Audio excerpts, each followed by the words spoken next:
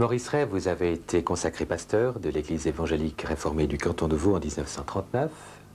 Après ça, vous avez été pasteur de paroisse pendant 13 ans, puis pendant 27 ans, secrétaire général de la Ligue pour la lecture de la Bible. Vous avez pris votre retraite au Sentier, où nous sommes venus vous retrouver pour vous parler d'un sujet délicat et qui utilise un mot qui évoque pour moi à la fois quelque chose d'effrayant, de caché. C'est le mot occultisme.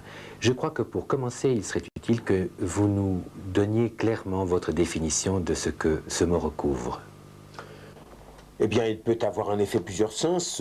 Le premier auquel on peut penser, c'est le mot que vous avez vous-même utilisé, qui est caché par nature. Alors, prenons un exemple.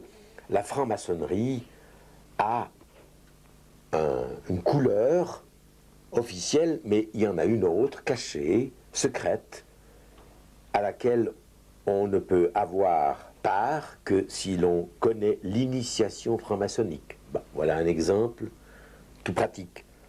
Et puis, il y a alors tout ce qui est du domaine des doctrines ou des pratiques secrètes, parce qu'elles font intervenir des forces qui ne sont pas reconnues par la science et qui agissent, elles aussi, par initiation. C'est ainsi que si vous avez un don pour guérir les brûlures, c'est par initiation que vous l'avez reçu, transmission d'un secret. Ou si vous avez un don pour guérir par fluide, vous l'avez reçu aussi par transmission héréditaire ou par exercice cultivé en rapport avec une force particulière. Donc l'occultisme recouvre à la fois une science, comme la Kabbale, comme l'ésotérisme, comme l'illuminisme, ou bien alors des pratiques qui vont de l'astrologie en passant par toutes les mancies ou en passant par la radiesthésie ou par le spiritisme. Disons-le tout de suite que ce qui m'a personnellement intéressé dans l'occultisme, c'est de découvrir que l'Écriture sainte réprouvait ces pratiques, qui apparemment, quand on entend ceux qui en sont les partisans ou les bénéficiaires, n'ont que d'heureuses conséquences. Comment se fait-il que l'Écriture soit si sévère à l'égard de l'occultisme pour un domaine ou pour des techniques ou pour des dons ou des résultats apparemment heureux? Mais concrètement, comment est-ce que vous en êtes arrivé à vous intéresser à ces pratiques? Eh bien justement, c'est le fait que dans le ministère qui était le mien, ministère de pasteur ou d'évangéliste, j'ai dû découvrir que les personnes venant me voir après qu'elles aient passé de l'incrédulité à la foi, ou pour prendre le langage de l'Écriture, des ténèbres à la lumière, au lieu de pouvoir bénéficier d'une vie en Christ comme celle que l'on s'attend à connaître et que nous annonçons par l'évangélisation, elles se trouvaient confrontées à des réactions intérieures d'ordre psychique ou spirituel, d'ordre même parfois physique. Je pense à cette personne qui est venue me voir et qui, lorsqu'il était question qu'ensemble nous prions, restait bloquée au point qu'elle ne pouvait plus joindre les mains.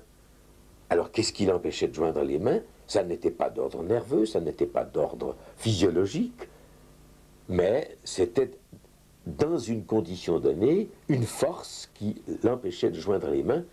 Or, avec des personnes de ce type, j'ai donné une manifestation, je pourrais en donner beaucoup d'autres, il s'agissait de se dire, mais comment se fait-il que la communion avec Christ ait amené ces réactions-là? Or, la découverte, c'est que toutes ces personnes avaient eu, d'une manière ou d'une autre, contact avec l'occultisme.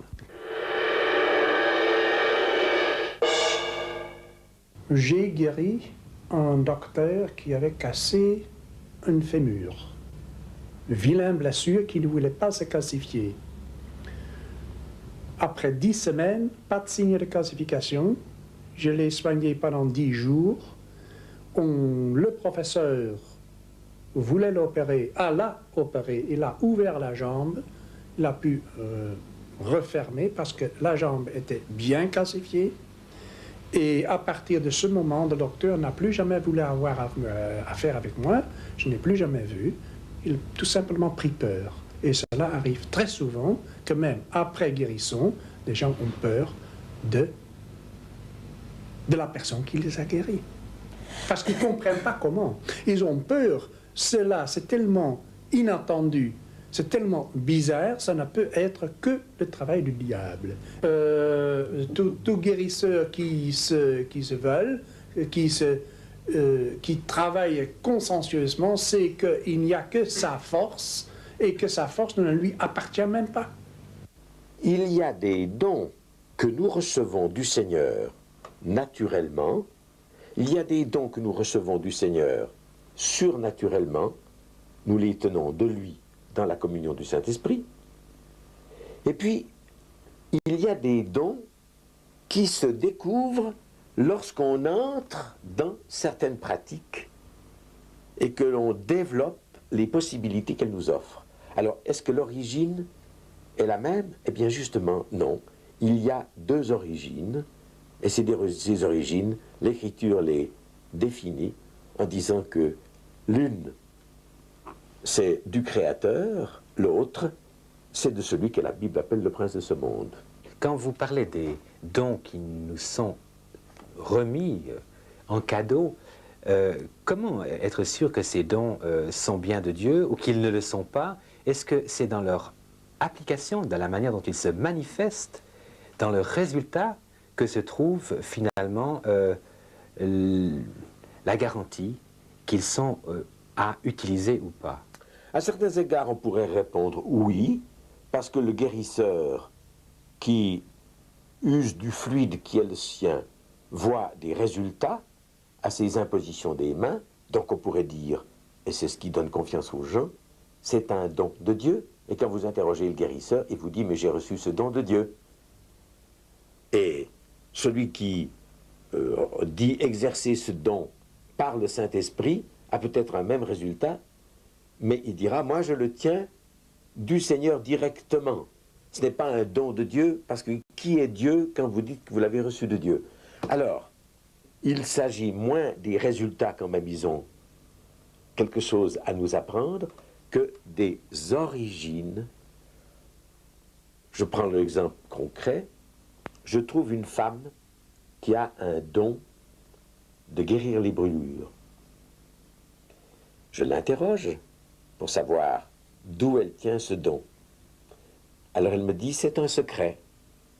Alors vous pouvez peut-être me le dire en me faisant confiance. Non, parce que si je le disais, je le perdrais. Et je ne peux l'exercer que si vous me laissez le secret. Et quand je lui dis, mais ce secret, il est lié à quoi? Est-ce qu'il est lié à une parole que vous devez prononcer, à une prière que vous devez prononcer? Oui, il est lié à une prière. J'ose aller plus loin, lui demandai-je. Est-ce qu'on ose savoir dans cette prière qui vous invoquez? Alors elle dit, mais j'invoque le Père, le Fils et le Saint-Esprit. Je lui dis, mais eux seuls, ou bien s'il y a encore une autre invocation? Alors elle me dit, vous allez tout me faire dire. Alors, je ne veux pas trahir le secret de cette femme, mais effectivement, elle invoquait une autre divinité que Dieu, Père, Fils et Saint-Esprit, et elle tenait ce don par suite de cette invocation qui lui avait été enseignée par quelqu'un qui lui avait livré le secret. Mais ça marchait, les gens étaient guéris de leur brûlure. Ah, ça marchait. Et ça marchait même si bien qu'elle pouvait par téléphone guérir les brûlures. Mais cette femme avait, par réaction ou en conséquence, des misères physiques, psychiques, je dirais même morales, telles qu'elle est venue me voir après m'avoir entendu annoncer l'évangile dans la localité où elle se trouvait. Et j'ai pu alors lui révéler qu'elle était liée à une puissance occulte et qu'elle pratiquait une forme d'occultisme par son don. Elle a bien saisi que c'était le cas, et lorsqu'elle a voulu s'en débarrasser, qu'elle a rompu avec la puissance ou le don qui était le sien, les conséquences ont été très graves, puisque, vous direz que c'était un hasard, elle s'est brûlée très gravement, au point qu'on pouvait se demander s'il n'y avait pas une vengeance. Et je vais aller jusqu'au bout de ce récit si vous le voulez, elle a été très tentée, en l'occurrence, de recourir à la prière qui la soulagerait, elle qui venait de se brûler gravement. Elle l'a faite. Elle a été immédiatement soulagée. Mais alors, elle était de nouveau prisonnière de son don et elle ne pouvait pas échapper à la puissance qui la tenait captive. Alors, je ne veux pas raconter toute l'histoire, il a fallu que j'intervienne d'une autre manière. Je dirais, là, le ministère de la Libération a été nécessaire et cette femme est aujourd'hui totalement séparée de ces pratiques qui lui ont coûté cher, elle vous le dirait si elle était là à côté de moi, mais je n'ai pas le droit de trahir son secret. Et quand vous parlez des guérisseurs, est-ce que vous impliquez aussi ceux qui sont guéris par eux? Et dans quelle mesure ces gens guéris, sont-ils affectés d'une manière ou d'une autre par le fluide, par la présence, par le contact avec le guérisseur? Alors je crois qu'ici, il faut faire intervenir deux notions, deux données qui me paraissent très importantes. La première, c'est que n'importe quel praticien de l'occultisme vous dira qu'il n'est pas, lui, personnellement responsable de l'opération dans laquelle il est impliqué.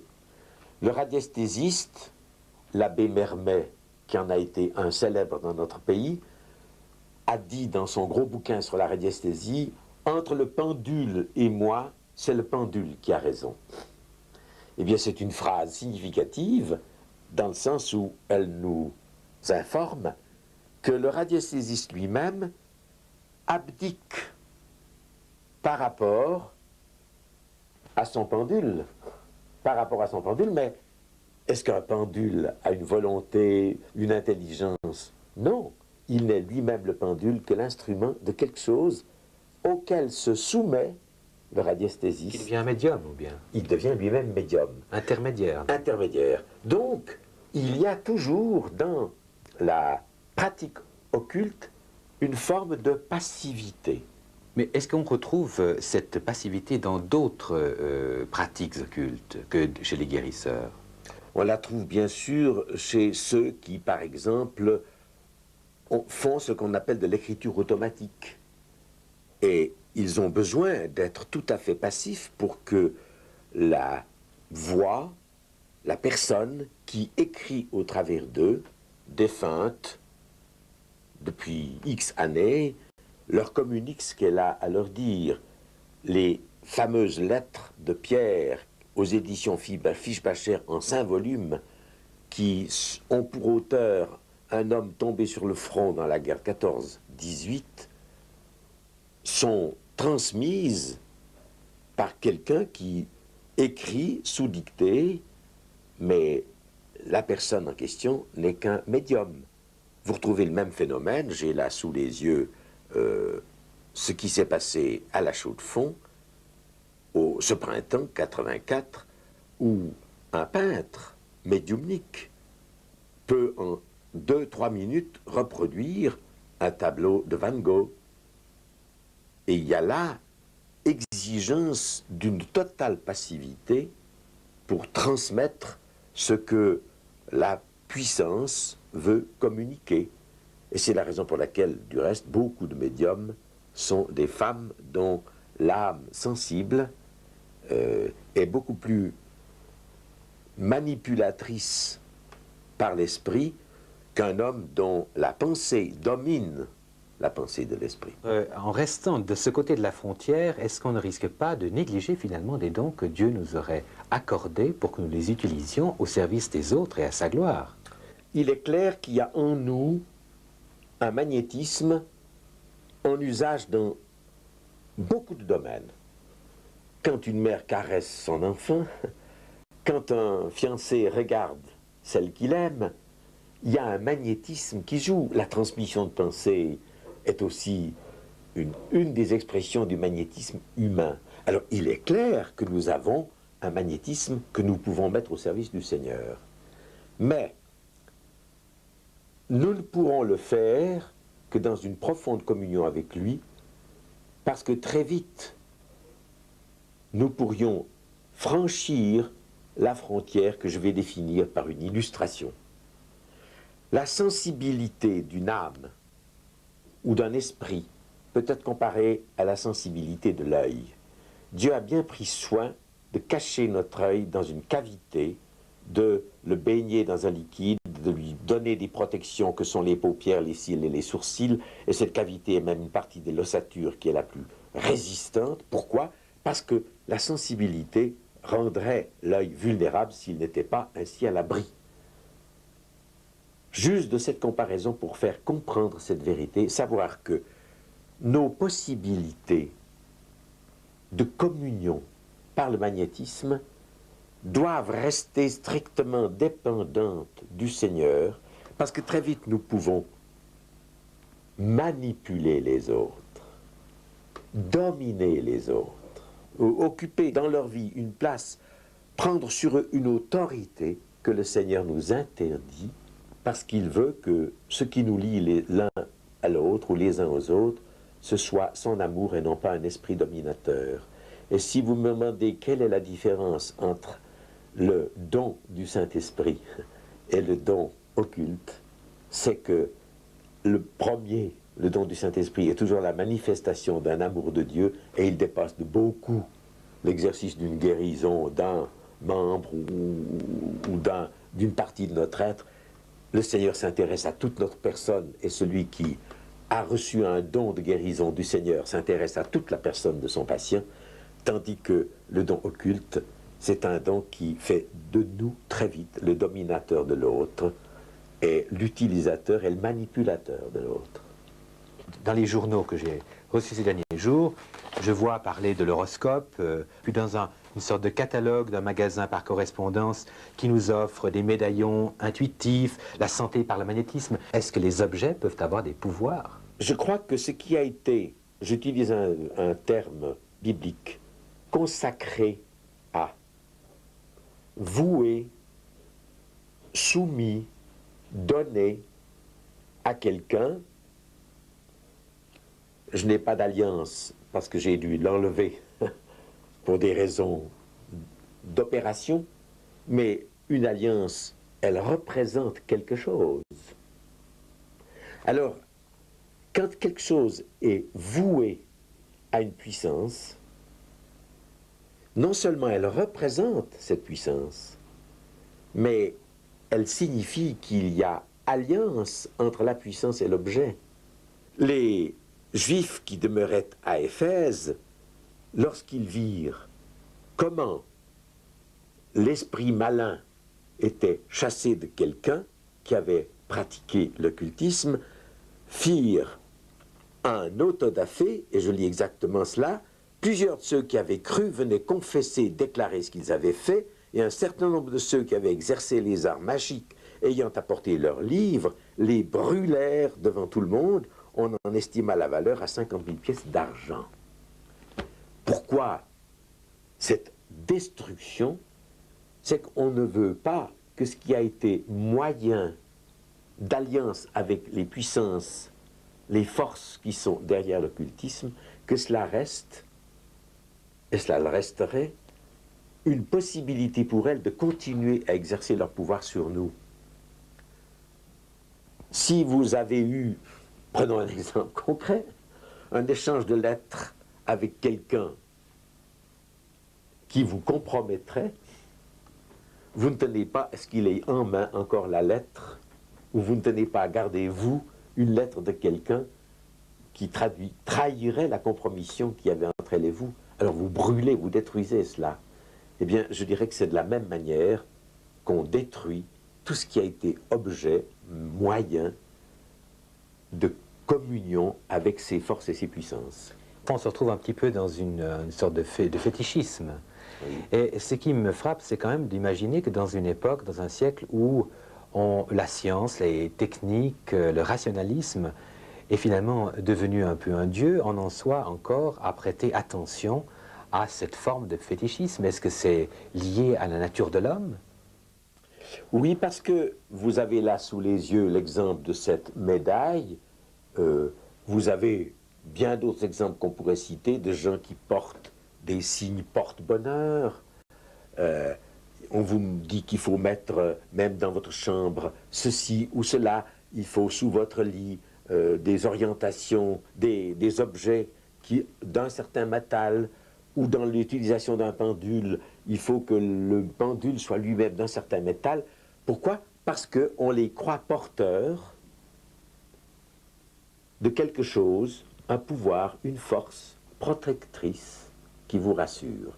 Alors quand vous dites que c'est étonnant que dans un siècle aussi rationnel que le nôtre, les gens en soient là, je dis mais on retrouve ce qu'on sème. Et les gens sont d'autant plus crédules et ont d'autant plus besoin de sécurité que la raison ne leur en apporte aucune. Parce que la raison, elle limite son action à ce qui est rationnel. Mais tout n'est pas rationnel dans la vie. Est-ce qu'on peut dire que l'âme est quelque chose de rationnel, ou bien si c'est justement l'impondérable chez quelqu'un, c'est justement l'inconnaissable chez quelqu'un? Alors, vouloir tout ramener aux dimensions de la raison, c'est en quelque sorte contraindre les gens à retrouver de la mauvaise manière ce qu'on a cru leur faire abandonner. Et à l'heure actuelle, partout, l'athéisme est confronté à ce qui le contredit, savoir le besoin de foi extraordinaire qu'on trouve dans une jeunesse qui a toujours eu comme seul support ou apport venu de l'extérieur un rationalisme athée, matérialiste, qui en lui-même porte sa vanité, une vanité que, sans qu'on ait besoin d'intervenir, les jeunes éprouvent et ils vont chercher ce qui est autre que la raison et le matérialisme. Alors nous sommes dans un siècle affamé de spiritualité, affamé, intéressé, passionné pour tout ce qui est surnaturel.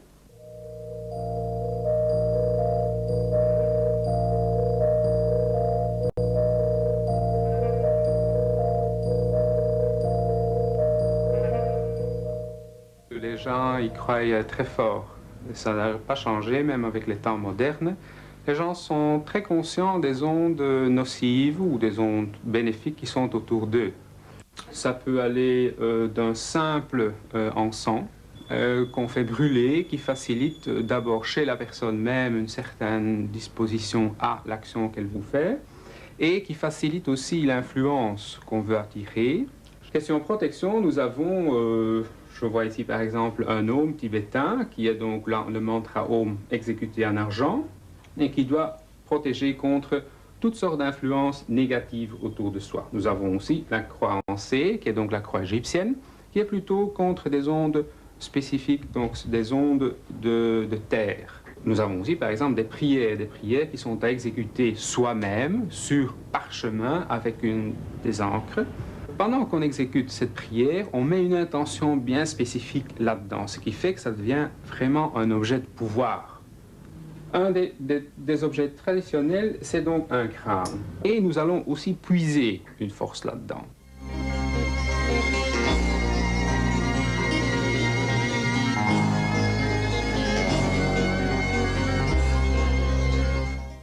Bien sûr, on a évoqué jusqu'ici surtout les guérisseurs, les devins, mais c'est oublier qu'il y a toute une partie d'occultisme dont nous avons peu parlé et que la littérature nous ferait connaître, outre toute la littérature filmée, et à l'heure actuelle, vous pouvez à la télévision ou dans les journaux voir combien le satanisme revient à l'ordre du jour. C'est mettre en lumière, glorifier le diable, lui faire prendre les responsabilités qu'on attribuait à Dieu. Et cela se passe dans d'innombrables publications où tout ce qui nous est raconté glorifie les interventions, la puissance du diable lui-même. Outre ce qu'il faudrait dire du spiritisme, où l'on prétend, par les tables tournantes, entrer en communion avec les défunts, ou alors par un médium dont c'est la vocation, qui devient l'intermédiaire de ce que tel défunt aurait à nous communiquer. Mais quand vous entendez ce que disent ces médiums, ce sont presque toujours des gens qui vous menacent, qui vous déterminent dans un sort fatal et qui mettent et sèment en vous une peur, une angoisse qui vient s'ajouter à toutes les angoisses dans lesquelles nous vivons. C'est la raison pour laquelle je dis, je n'ai hélas pas noirci le tableau, toute l'actualité le dépeint ce tableau dans la réalité assombrie dans laquelle se situe tout l'occultisme.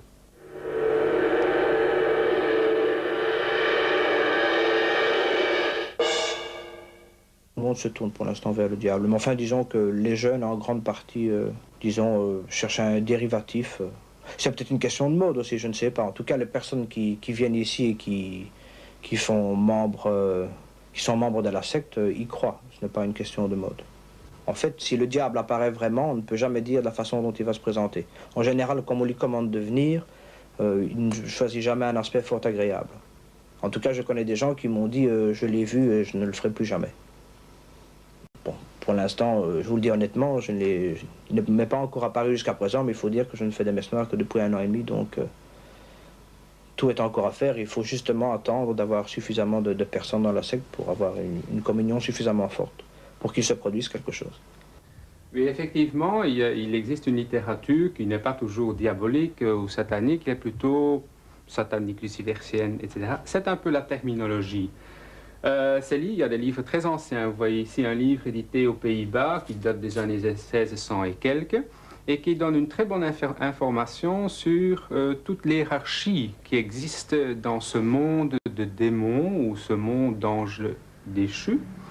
Et quand nous voyons de l'autre côté, par exemple, Le mystère de la pendaison, qui est un livre édité ou écrit par Maria Danaglowska, qui est un livre d'initiation satanique, c'est-à-dire satanique dans ce sens que ça donne à la personne qui participe à cette initiation l'accès à certaines connaissances ou l'accès à certaines énergies qui ne le sont pas pour le commun du mortel, parce qu'il faut aussi une élévation spirituelle assez poussée. Et le coup de poignard dans la Bible? Ça, c'est purement symbolique, c'est le renoncement à l'Église. La Bible étant le symbole, le type de Dieu, c'est le renoncement à Dieu une fois pour toutes.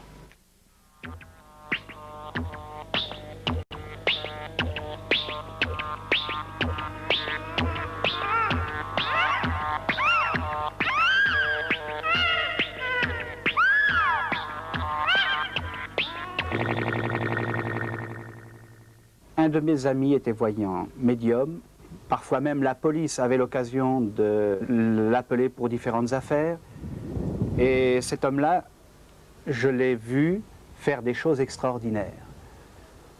Un jour, alors qu'il était dans un banquet, un homme à côté de lui était sceptique sur ses dons. Alors, il s'est concentré, il a profondément recherché quel était le destin de cet homme, et il lui a dit comme ça, demain matin, tu seras mort. Cela a provoqué un trouble parmi l'assistance. Et effectivement, le lendemain matin, cet homme était mort. En ce qui me concerne, eh bien, j'ai eu l'occasion également de lui demander quel était mon destin. Et ce destin, eh bien, il n'était pas beau. À partir de ce moment-là, eh bien, en moi, plus rien n'allait. J'étais pris comme dans un étau par ce destin et je ne pouvais plus m'en échapper. Les choses qu'il avait annoncées étaient en train de s'accomplir. Effectivement, avec ma femme, cela n'allait plus. J'étais sur le point de divorcer et c'était exactement ce qu'il avait annoncé. Je ne savais que faire. Je ne savais pas comment m'en sortir.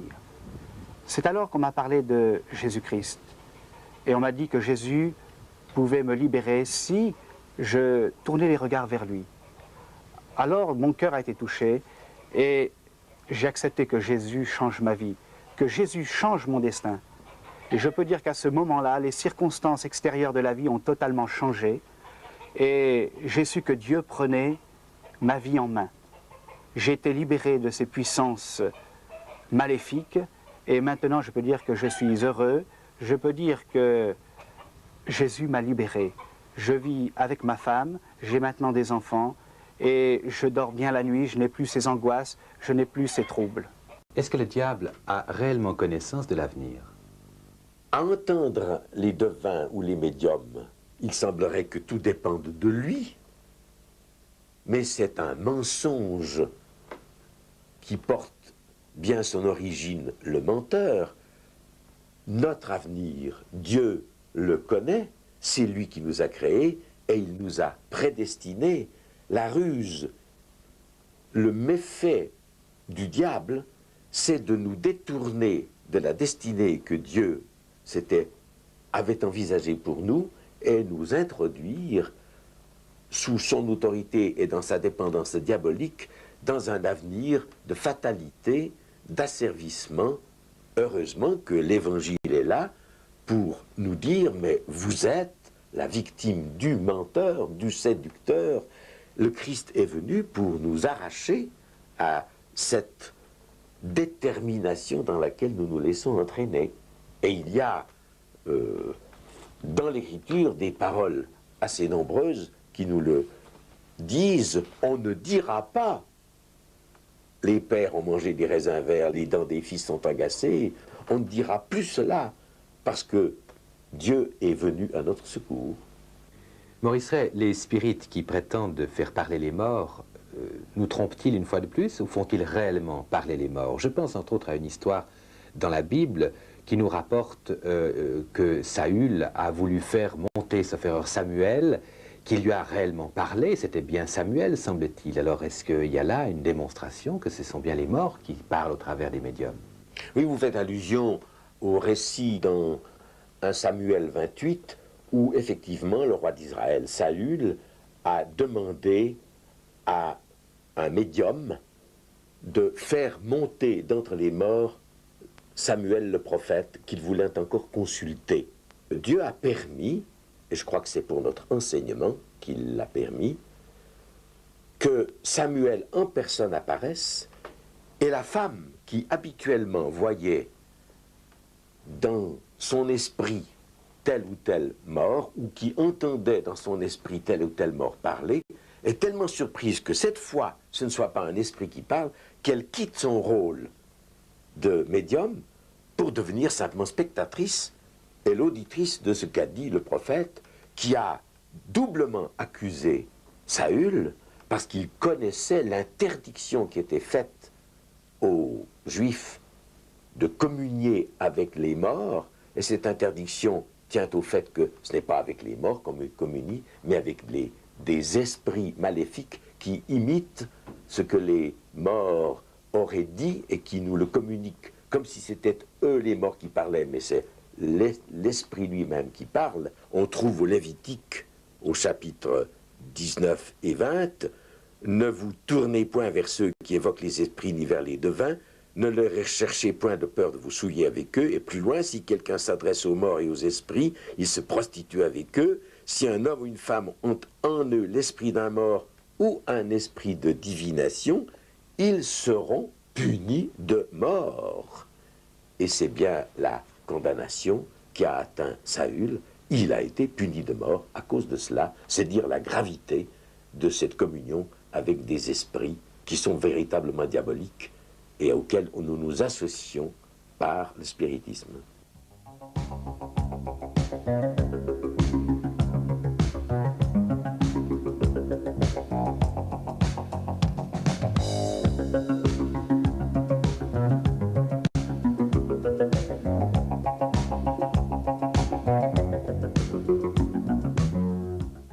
Il y a, semble-t-il, à Paris plus de voyants extralucides que de médecins. C'est assez curieux quand même que l'on parle de voyants et qu'on parle en même temps d'occultisme. On a dit que l'occultisme était ce qui était caché. Est-ce que ces voyants sont là pour nous révéler ce qui est caché et de la part de qui? Vous parlez de la France, mais c'est vrai en Suisse, et je vous en donnerai un exemple, pour tout ce qui est surnaturel. Quand je me trouve dans un groupe de jeunes de chez nous, j'ai posé bien souvent la question, sous une forme humoristique un peu, mais elle traduit quelque chose. Je dis, pouvez-vous me citer le nom de 6 apôtres de Jésus-Christ? En général, ils s'arrêtent à Pierre, Jacques, Jean. Ils diront Paul parce qu'ils ne savent pas qu'il est le 13e donné après coup. Mais ils en restent là, la plupart du temps. Et quand je leur dis, pouvez-vous me donner les signes du zodiaque? Ils en connaissent plus de 3. Ils savent me dire auxquels ils appartiennent.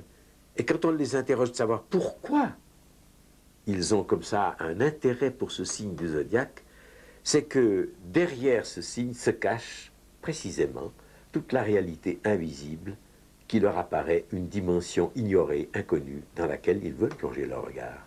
Donc ils ont l'impression en fait que les signes du zodiaque, l'astrologie, peut avoir un effet, les astres peuvent avoir un effet sur eux, alors qu'au fond les apôtres, c'est des gens qui ont vécu il y a 2000 ans et qui n'ont plus d'effet sur eux du tout. Exactement. Et c'est cela même qui fait la grande différence entre la religion et la révélation. Car nous touchons, au travers de l'occultisme, à ces 2 domaines que nous finissons par opposer, quand même ils ont des relations plus profondes, savoir que la religion est l'effort de l'homme pour saisir qui il est dans le monde où il se trouve, et dans la découverte qu'il croit devoir faire et qu'il aimerait faire du Créateur. Alors, toutes les religions et toute la religion et toutes les techniques ésotériques et toutes les recherches qui vont au-delà de cette réalité pour saisir ce qu'est l'invisible, tout cela, c'est de la religion. Un effort de relation avec ce qui nous dépasse, avec Dieu, Créateur s'il existe. Et tout l'occultisme en est l'expression.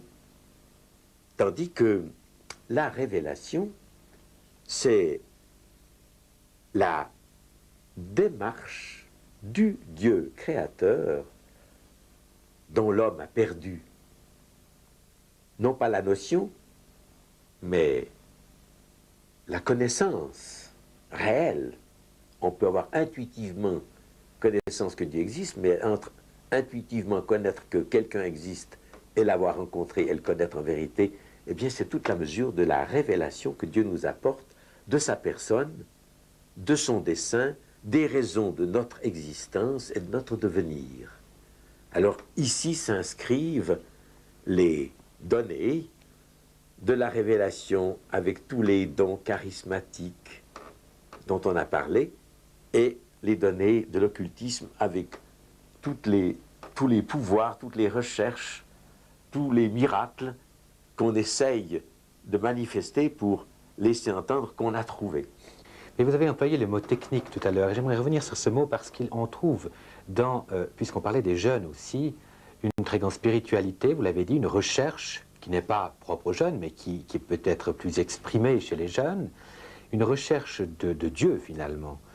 C'est pas d'aujourd'hui, mais ces jeunes le recherchent aussi, on l'a vu très souvent, dans les spiritualités orientales. Or, dans ces spiritualités, il y a un très grand nombre de techniques qui sont appliquées, qui sont proposées. Et ces techniques, elles nous envahissent de toutes les manières. Est-ce qu'il y a alors un rapport, de nouveau, pour essayer toujours de bien essayer de comprendre où s'arrête et où commence l'occultisme? Est-ce qu'il y a des dangers à appliquer ces techniques? Je pense aux techniques de yoga, aux techniques de la méditation transcendantale. Est-ce qu'elles sont comme les objets, au fond, sans grand danger en elles-mêmes, mais qu'elles peuvent comporter un danger par l'intention qui est derrière? Comment est-ce que vous voyez ces techniques? Ces techniques sont-elles simplement d'ordre naturel? Si oui, alors ce serait une forme de mathématiques appliquées ou une forme de gymnastique appliquée. Vous parlez du yoga. Est-ce que la relaxation, c'est du yoga?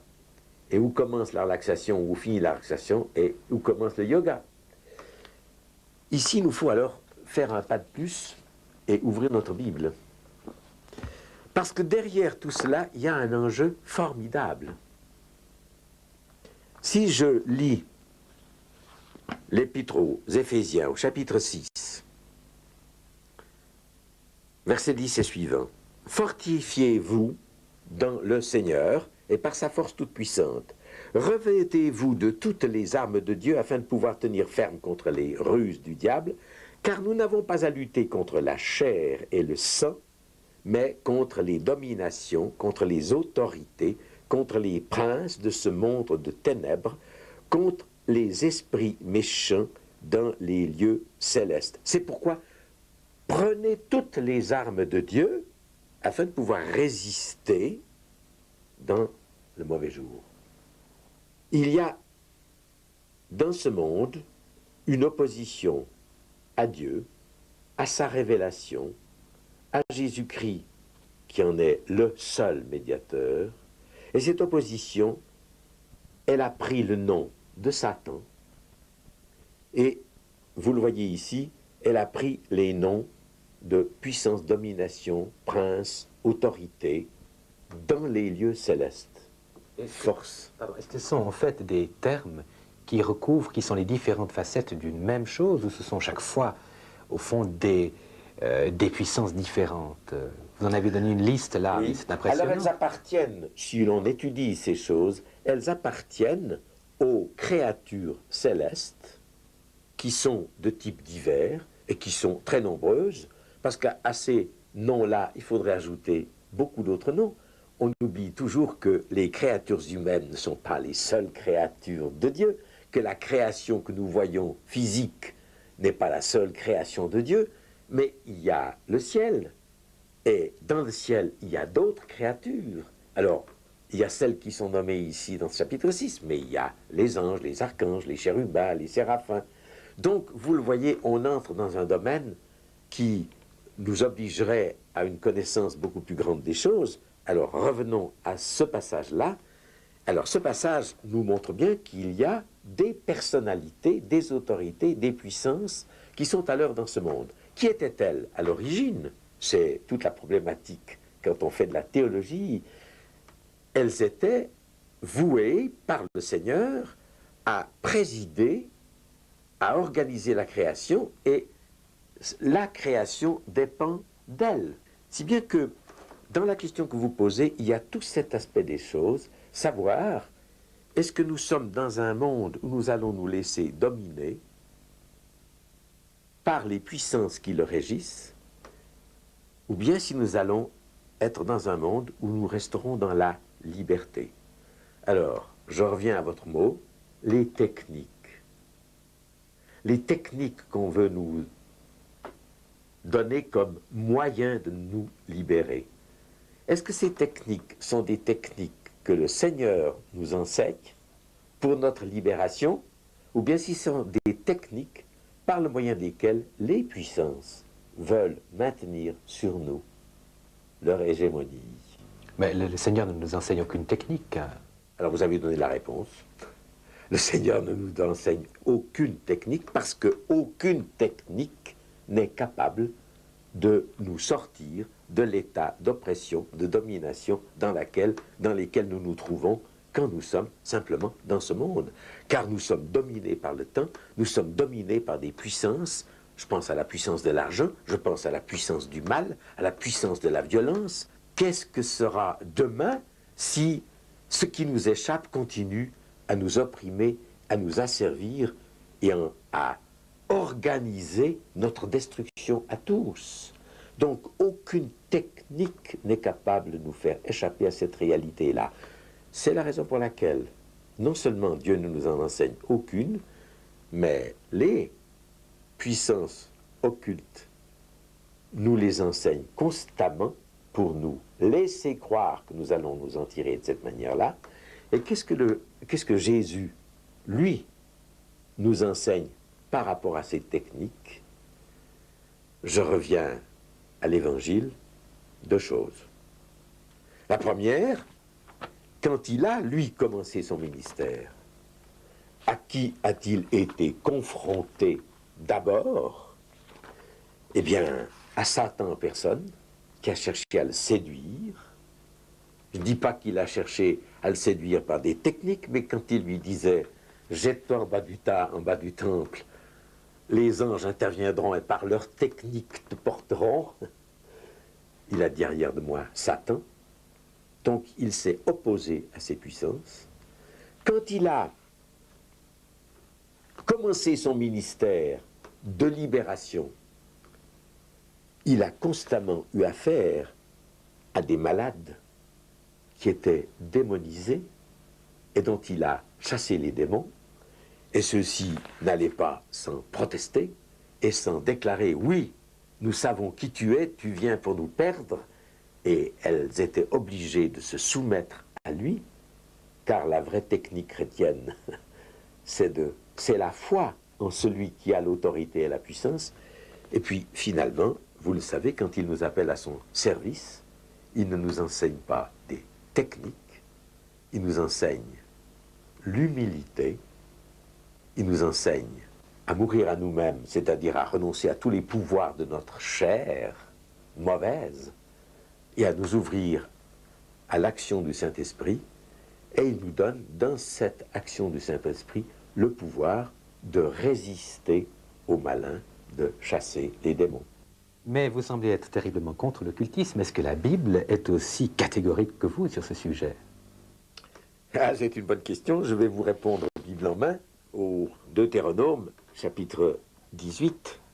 Qu'on trouve chez toi personne qui exerce le métier de devin, d'astrologue, d'augure, de magicien, d'enchanteur, personne qui consulte ceux qui évoquent les esprits ou disent la bonne aventure, personne qui interroge les morts, car quiconque fait ces choses est en abomination à l'Éternel, et c'est à cause de ces abominations que l'Éternel ton Dieu va chasser ces nations devant toi. Toi, tu seras entièrement à l'Éternel ton Dieu, car ces nations que tu chasseras écoutent les astrologues et les devins, mais à toi, l'Éternel ton Dieu ne te le permet pas. L'Éternel ton Dieu te suscitera du milieu de toi, dans tes frères, un prophète comme moi, vous l'écouterez. Or, le prophète comme Dieu, c'est Jésus-Christ.